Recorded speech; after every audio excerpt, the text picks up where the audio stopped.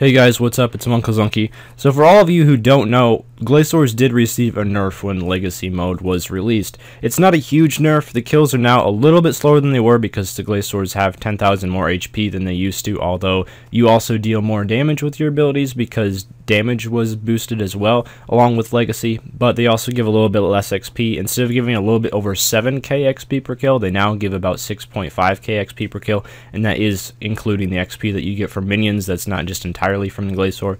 So they're a little bit different now, and also abilities such as like Dragon Breath were changed, and Concentrated Blast and stuff like that. So it's a little bit different the way that you kill them now. Pretty much what you do is you lure the minions and then Dragon Breath and Chain, and that's how you kill them all. And unfortunately, sometimes when you do that, it kills the Enduring minion last, which is really annoying, but that was something I was trying to get used to. So I've been working on another Glacor staff, and what I wanted to do is do an hour of testing where I just went all out, killed them as fast as I could, which still is not going to be the fastest way to kill Glacors, so just keep that in mind. It is possible to kill them probably quite a bit faster than I'm killing them, but this is the fastest way that I know how.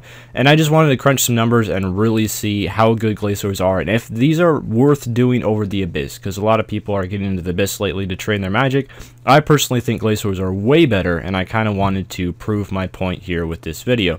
So first of all, I wanted to go into profit, because obviously when you're doing training methods such as the Abyss, you don't make money, and with Glacors you can actually make quite a bit of money even with the prices of boots and staffs now. The money making here is very significantly underrated.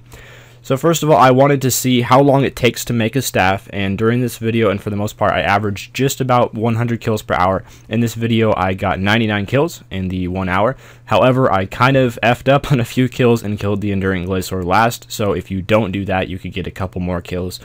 So overall, we'll just say 100 kills per hour. And you need 100 shards to make a staff, so since the drop rate of shards is 1 in 10, we can safely assume that it's going to take 10 hours per staff. So what I decided to do is get all the loot that you can expect to achieve per staff, and then divide that by 10, and that's the hourly money rate. So first of all, for every staff, you get about 13.5 mil in regular drops. I myself have made 13 Glacor staffs. I'm working on the 4th one now, and on average, I have obtained around 13.45 mil.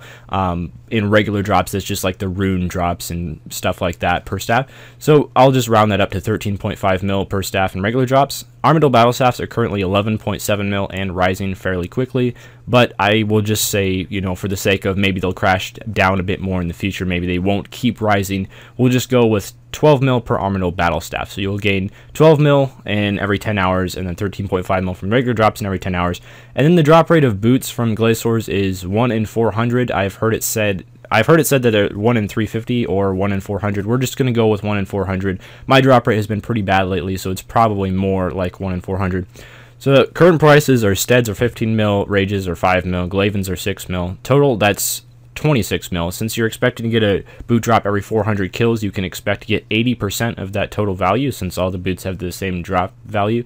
So if you're doing Glacors on a long-term basis, you can expect to get like 80% of 26 mil per Glacor staff. So that's 20.8 mil. You add all this up and it comes to 46.3 mil per Glacor staff, and that takes 10 hours to make, so 4.6 mil an hour profit. If you want to factor in the repair cost of the Virtus and whatever other items you're using, like for example, if you're using Scrimshaws, they're about 700k each. Scrimshaws of the elements, at least, that's about like another 5 mil loss per 10 hours, so about like 4 mil an hour you can expect, even if you are using Virtus armor and Scrimshaws and overloads and stuff like that. So 4 mil profit an hour by itself already is pretty good. Of course, you have to be getting 100 kills an hour to achieve this. If you're getting less than 100 kills an hour, you're not going to be making this much. So second of all, I wanted to focus on the XP. So Glacors, again, 100 kills per hour, that's 480k magic XP per hour. Again, I know it is possible to get faster XP than that. I just don't really know how to do it, and I'm not very good at it. That's also 160,000 hit points experience per hour, and if you use your blue and crimson charms that you get on Geyser Titans and Pack-Yaks, it's going to be 120k summoning XP per hour, and those are for the most part what people use their blue and crimson charms on. I'm going to guess that if you are doing Glacors, you're probably doing them for XP past 99, because heck, you can make like 2 Glacor staffs and you're already 99 magic. So most people that are going to camp Glacors long term are interested in going for like 120 skills and stuff, and probably aren't training towards their first 99 summoning. So that's why I think it's fair to include that you'll use your charms on Glacors and Pack-Yaks. But if you add all that up, it comes to about 800k an hour, and that is including summoning XP. And yes, it does take extra time to use the summoning charms. However, you know, there's not really a whole lot of very great ways to gain charms, and Glacors are one of the better ways in the game to gain charms because they're 100 blue charms an hour. Even though they're not amazing crimson charms an hour, the blue charm an hour rate is pretty spectacular. So overall, I think Glacors are far more efficient than really any other way to train magic, including the Abyss. If you want to do something that's really AFK, you can do the Abyss, or I don't know, Black Demons or Water Fiends or something like that, where you can use Revolution to AFK on them. However, with Glacors, you'll be making 4 mil an hour and also gaining some pretty good charms. And with the Abyss, you'll be losing money and gaining pretty crap charms. And one of the things that people that go for 120 skills don't really factor in is charms. Like, people often will, like, Cannon Dagonoths and stuff like that, and then, like, AFK Abyss. And that's all well and good if you have plenty of money. But if you don't have money, that's one thing that needs to be factored in if you're going for 120 skills, is you're going to have to make the profit somehow. And if you can make the profit and get a really good XP rate at the same time, it's just all the more worth it.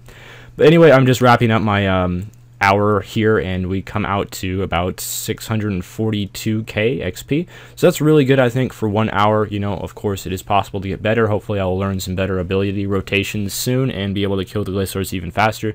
But I just wanted to show you guys kind of like what you can expect if you don't do Glacors and you want to get into Glacors, and you're wondering if you'd rather do this or the Abyss for your magic training. Overall, Glacors are a lot more worth it. However, of course, they require paying attention and using abilities and all that stuff, so be warned. But anyway, thanks for watching this video, guys. Hopefully it helped maybe a few of you out there, but probably not most. Anyway, farewell.